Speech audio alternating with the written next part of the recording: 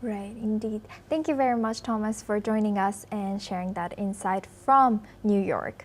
Now we move on. U.S. President Donald Trump has announced today that plans to impose steep tariffs on foreign-made movies and furniture, targeting industries he says have been hollowed out by overseas competition.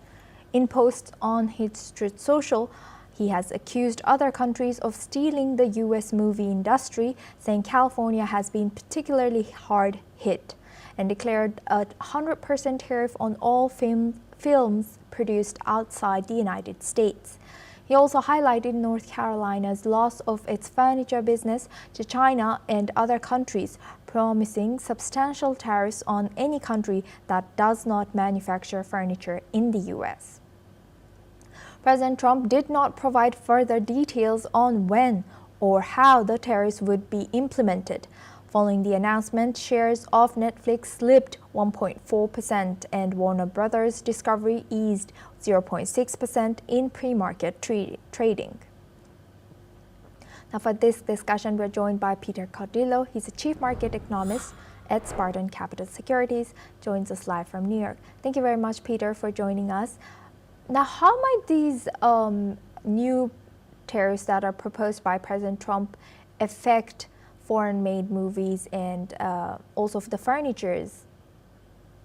Yeah, well, obviously, it was well publicized. He's been saying that for a while in terms of the pharmaceuticals, and of course, last week he did take action.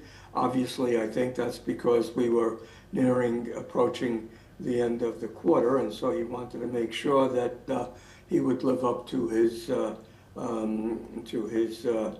expectations that he was going to impose these tariffs. Now, they range from anywhere to 25 to 100%. Obviously, they affect some of our trading partners more than others. For instance, India, when it comes to pharmaceuticals, obviously, it's a big deal. And of course, I think, the big tariff amount is, once again, just a bargaining tactic. And I think that eventually they will be watered down. And it's just a matter of time before the countries that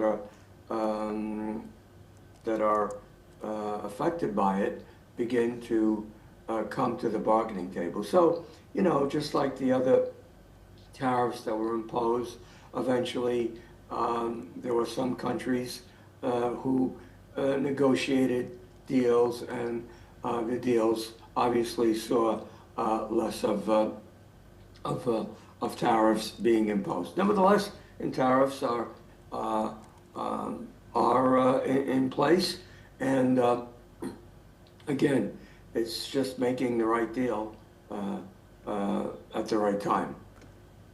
And now, given these recent drops in shares of Netflix as well as Warner Brothers, entertainment companies like them, how do you think these tariffs will affect the broader media?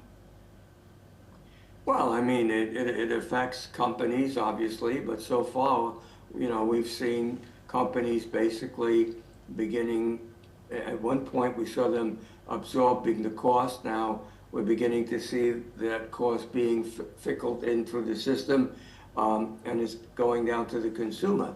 So, this is, the bottom line is that this is likely to keep inflation elevated, and it becomes a challenge for the central banks throughout the world in how to respond.